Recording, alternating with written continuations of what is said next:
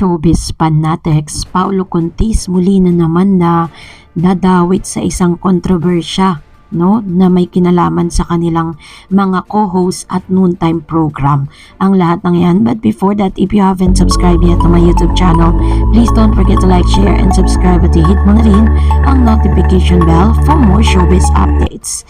Bago nga tayo magsimula sa ating updates for today's video, nais ko po muna magpasalamat sa lahat po ng mga legit viewers, subscribers at ang lahat ng mga legit na nagmamahal at sumusubaybay sa lahat ng ating mga updates. Maraming salamat po. At ngayon nga, bago tayo dumako sa ating pong topic ay talaga naman nag-trending at pinag-usapan po sa news ang Barangay Bulagaan, kung saan nagbabalik nga po yung Bulagaan po nila na na-miss po ng lahat. Isa ito sa mga pinaka-highlights ng Itbulaga. Mula po nang naibalik ang trademark ng Itbulaga ay unti-unti na nga po nilang inilalabas ang ilan sa magagandang segment na inaabangan ng maraming mga Pinoy sa telebisyon. Kasi nga naman 'di ba, mula po nang may umangkin dun po sa titulo na nawala sa kanila ng panandalian lang, ay talagang nagbago sila totally. Yung title, segments at ang lahat ng mga napapanood nyo dati sa Itbulaga ay bigla ang po itong ipinatigil at nagbago po sila ng mga segment na napapanood natin. Pero syempre wala din namang regrets dahil nakita naman natin ang pagtaas ng kanilang viewers at the same time ng rating. Hindi naman po sila nawawala doon po sa pinaka limelight, yung pinaka sukdulan ng kasikatan po ng E80 noon at ngayon ay nagbabalik bilang Itbulaga. So kanina nga nasaksihan natin ang bawat miyembro ng bawat Lovercats na nagpakita ng kanilang mga talent sa pag-awit. Ganon din po sila Jose Manalo at Wally Bayola sa barangay.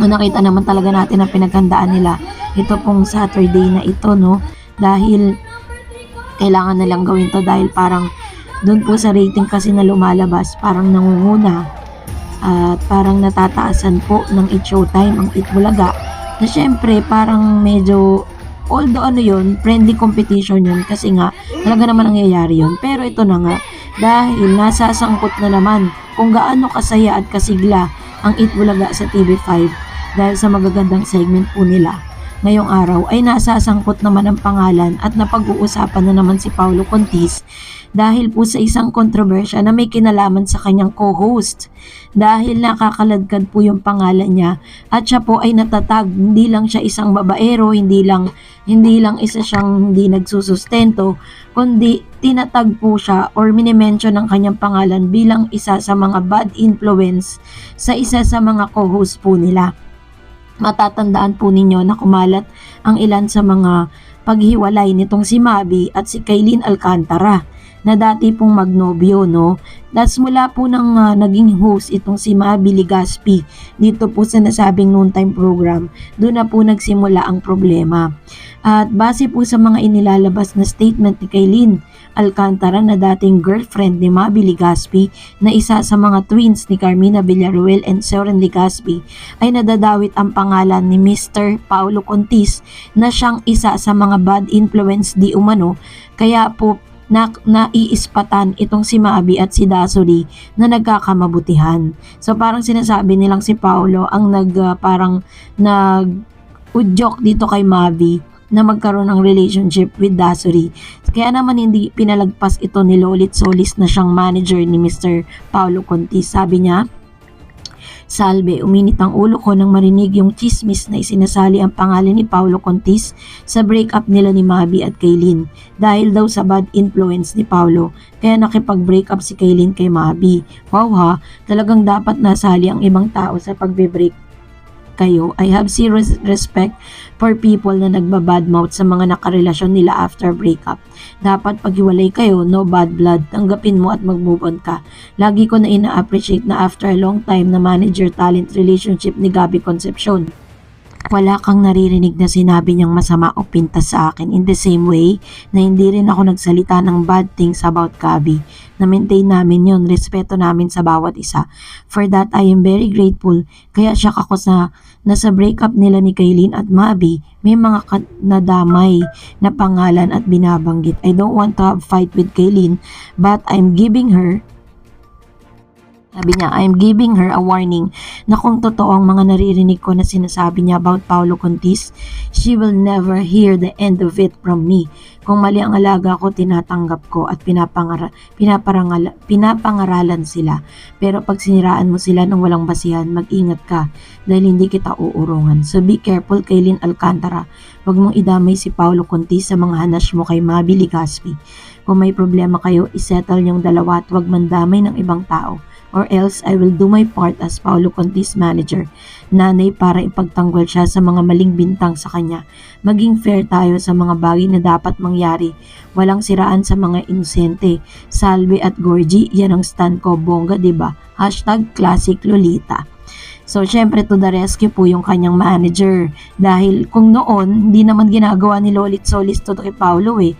Pero dahil po nung nagkaroon na po ng sahod, sweldo, at ng parang kontrata si Paolo sa tape biglang bumait at kumakambyo na ngayon itong si Lolit Solis. So dahil diyan parang ito nga yung balita na parang si Kaylin isa sa mga sinasabi niya nga na si Paolo Contis daw ang nagpa-partner dito kay Mabi Legaspi at kay Dasori. Parang siya yung nagpo-push dito po sa dalawang ito na ngayon ay napapabalita na may relasyon na.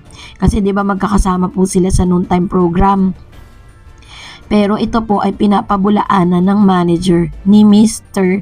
Paolo Contis. And kahit po yung kanyang alaga ay hindi nagsasalita sa social media or hindi sinasagot ang mga bintang sa kanya, no, tahimik lang.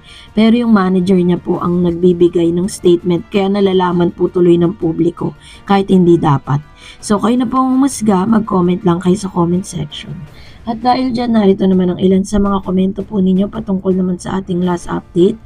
Magbabasa tayo ng inyong komento. Unang komento mula kay Xialong. Regarding CNN and Shoutdown, mahal mag-maintain ng broadcast network lalo ngayong digital na ay mas lumiit ang area of coverage ng isang transmitter tower. Need magdagdag ng transmitter tower sa mga key geographical location of province. Mahirap na makipagsabayan sa mga free-to-air broadcasting sa makabagong panahon ngayon ng internet. YouTube at Facebook ang dominant streaming platform. Worldwide pa ang reach except sa mga bansa na restricted ito like sa China. Pwede kayo ang common tower gaya ng sa telco towers. Ayun. Kasi nga 'di ba napapabalita po na magsasara, pero as far as I'm reading right now is parang ang CNN po kung mawawala man sila dun sa network po nila kasi ang kinikater talaga nila it's about news eh. So parang imbis na magbayad sila dun sa franchise po na meron sila ng CNN na to is mag-online muna sila, online streaming, no? Katulad ng ginagawa ng ilan ngayon. Meron po silang YouTube at Facebook kung saan nag-generate din naman po ng fund yun. Hindi nga lang kasing laki ng pondo na naibibigay ng isang network. So yun po yung kanilang plan. And Gloria Gurub said, Sir, bakit 2 weeks na walang TV5 dito sa Cagayan de Oro City? Cable tong TV namin, hindi na ako nakapanood ng 8 Bulaga. Miss na miss ko na ang TVJ 8 Bulaga. Tinawagan ko ang Parasat. Meron pa daw mga adjustment. Sana maibalik na nila ang TV5 sa CDO. Ayun. Dahil po nga, 'di ba? Kasi hanggang sa ngayon nga may mga inaayos pa din kaya nangyayari po 'yan. Pero technically, gumagawa naman po ng paraan ang TV5 para po abutin ang lahat ng mga subscribers at ang lahat ng mga talaga namang gustong-gustong mapanood ng live ang 8 Bulaga. Kaya abangan nyo na lang po, no? Sabi po ni Blake, akala ko po ba maraming commercial ang tahanan? Bakit nalulugi pa rin? Ano ibig sabihin ba nito? Magde-declare sila ng bankruptcy. So, hindi po malayo mangyari yan. Kasi, di ba, parang yung mga commercials kasi na meron sila ngayon is mga existing contracts lang po yan, di ba? So, let's see and wait. And that's it for today. For more videos and updates, please don't forget to like and subscribe.